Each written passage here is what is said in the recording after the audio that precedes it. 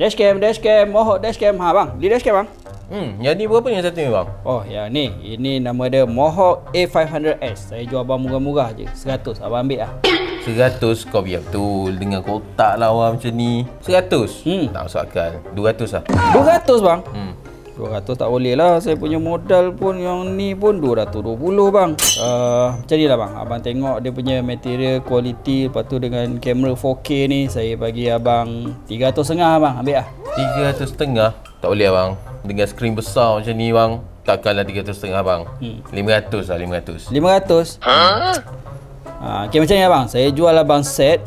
Saya bagi abang front camera, rear camera sekali dengan kabel plug and play apa semua ni yang ada kat sini. Saya bagi abang 800. 800?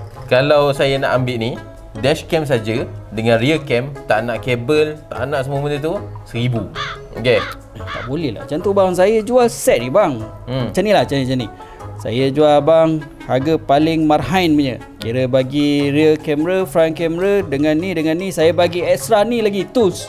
Untuk pasang 2000 bang. Ambil bang. 2000? Boleh. Ngam. Boleh bang Okey ngam bang. Nanti saya packaging, lepas tu nanti abang pergi bayar kat sana bang